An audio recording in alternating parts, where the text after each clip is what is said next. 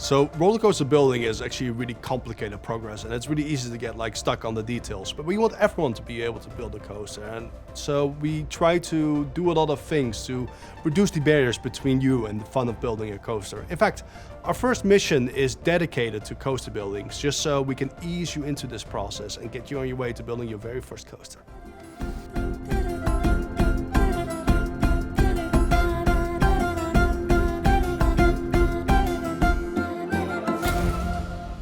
It was clear from day one that Park Beyond is meant to be played on PC and consoles.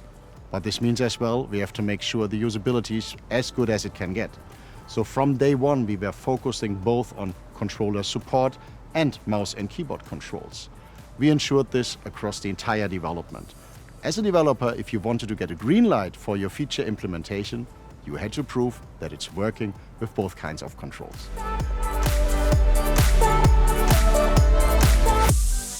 You want to give the player on consoles the same user experience as on PC. The most challenging things when you develop a game for the consoles are things that directly impact the player. You have all those different menus you have to navigate without interrupting the user experience.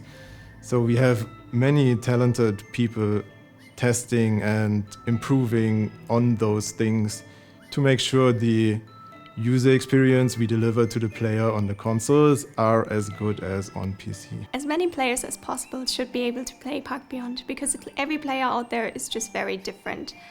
And the game is just very complex with a lot of different features and designs, so there will be something to do for every single player type. And the more people test and play Park Beyond and give feedback, the better the game can be in the end. For example, our internal team is also very different in terms of player types.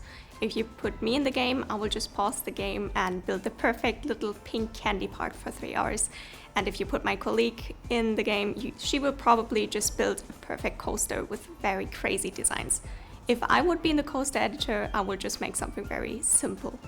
So the more different feedback we get, the better the game can be, because it won't be fun if it's just balanced for one specific person.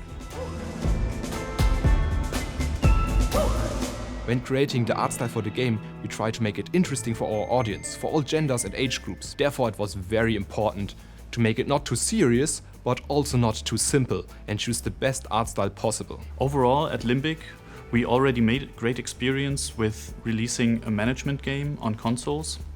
But with Park Beyond, it was really important for us to reach as many players as possible, because it's not just a management game, but it's a game where all of the players are able to actually unleash their creativity. And with all of the content that we are giving to players, we didn't want to limit this down to the players on PC. We think on all of the different platforms, players want to experience this and want to really build their parks. And we didn't want to limit this down to only PC players.